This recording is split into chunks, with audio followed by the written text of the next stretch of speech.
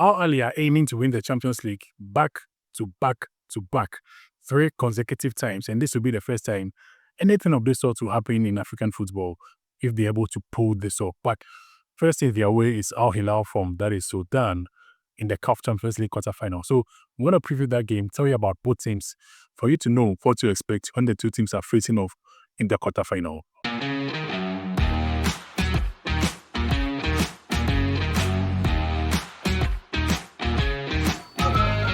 I don't know what I'm doing. Okay, no time to waste. Let's get straight into the video. Let me start first with Ahly, who they had a very good start to the season and things were going quite well. But it seems in these last few weeks, things have gone just bad for Ahly. Starting first from the derby game against Zamalek, which they pulled out because of administrative problems with the Egypt Football Association. They pulled out of that game and it has brought a lot of problems for the club in terms of off the field issues. But from the team losing 3 points for the game against Zamalek and even to the point of even threats of them pulling out of the league. So it's been a lot in the past few weeks for Ahly in the build up to this crucial game against Al Hilal in the Champions League. So there's one very important thing to note, that the main core of this Ahly team, the team you are seeing on the screen, most of them have not played a game since the 5th of March, which is almost about a month ago. So for about 1 month, and the core of this team haven't played simply because they pulled out of the Cairo Derby game against Zamalek, and then for the League Cup games they've been playing, they've been using the second string side. So the likes of Abu Ali, Imam Ashaw, Marwan Atia, Ashraf Ben Shaki, all these players have not played a game for Ahly since the 5th of March. So about a month out, and then the next match they're going to play has to be the Champions League game against Al Hilal. But it's also good news for Ahly because they'll be welcoming a number of players back from injury. One like Reda Slim was out injured, he's back. Ali Malo, who was out with a long-term injury from last year, is also back fit. Yasser Ibrahim, the centre-back, is also back fit now. But all these players really play a crucial part in the game. Some of these players played in the League Cup games, those 2 League Cup games that Ahly played, but will they really be trusted to play that game against Al Hilal in the Champions League? We'll wait to see what happens on that note. Ahly this season seems to be a bit different from last season because quite a number of key players have left the team at the end of last season. So they've lost Ali Dieng, who was the man in midfield, he's gone. They've lost Abdul Muniem, who was the centre-back, he's also gone. They've lost Karaba, who was up front, who was the man who always was squeezing in important goals. He's also gone. They've lost Percy Tau also left the team.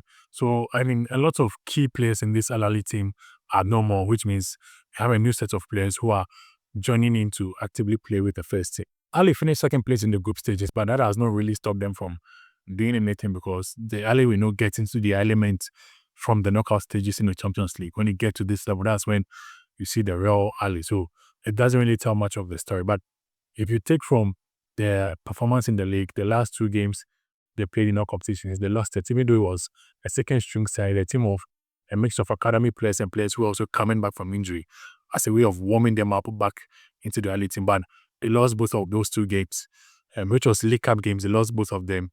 And they're also second in the league, second to Pyramids in the league. So it's a bit unrecognizable to see Ahly lose such consecutive games that way. Let me now touch on the Al Hilal team, and they've been part of the Sudan resurgence, the inspirational story for Sudan this year. Remember, Sudan qualified to the AFCON earlier last year, late last year.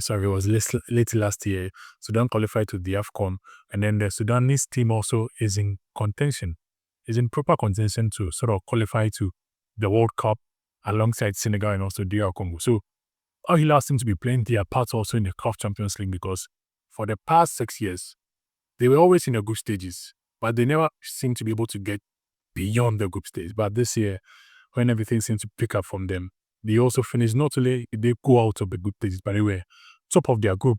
They confirmed top spot in the group by match day 4. So yes, with 2 games left to go, you already confirmed top of the group. So they could play sort of other players in the remaining 2 games, and that's why they lost.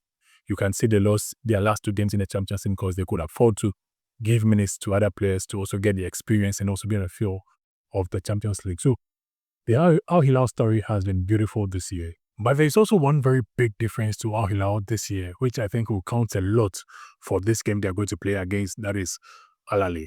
In the past, they had fairly experienced players, but this year, we have quite a number of players who have played at quite some daunting venues. I mean, we had players who came to Accra to play Ghana, fully filled capacity stadium, who were all shouting at them. They survived. They went to Angola, similar fully filled capacity stadium. They survived. So even though those atmospheres might not be as daunting as Cairo, I mean, they've built the experience. They play with Senegal, they survive. They play with DR Congo, they survive. So these are players who have learned to sort of create the best in Africa and survive. So this kind of experience also builds a team altogether. And I think this is going to be the difference, different aspects of Al Hilal going into the game against that is Al Ahly, because a player like Salah Adeo played that game against Senegal, played against Angola, also experienced in all those games. Same for that is Walidin Kede, who also played those games. Even of the Razik Omer, or with the Hilal team, played those games with Sudan national team.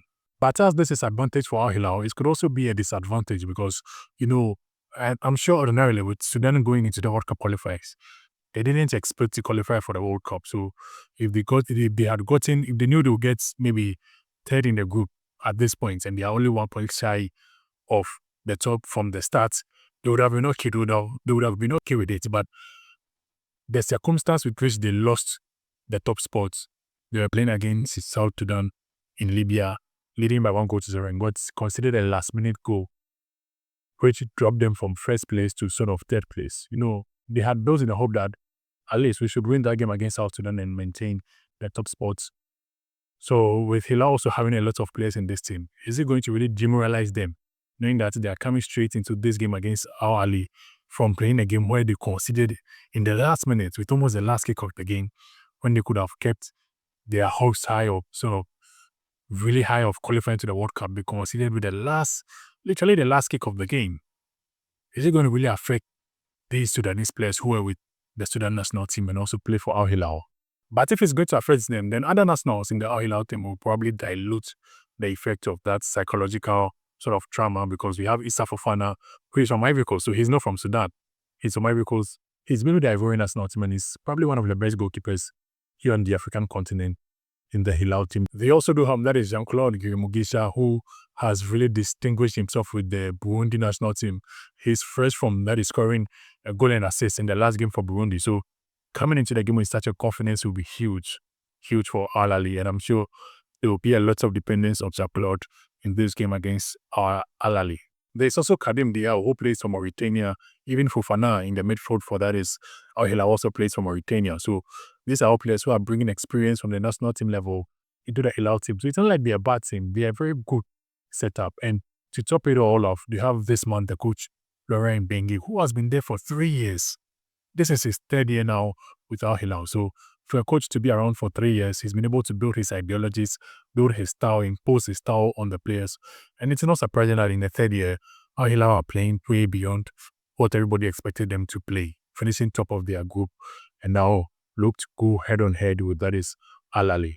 Going into this game, I think some opponents have gone to the Cairo Stadium, and then sort of had an okay performance. Even though they didn't win, they didn't get the point out. They had an okay performance.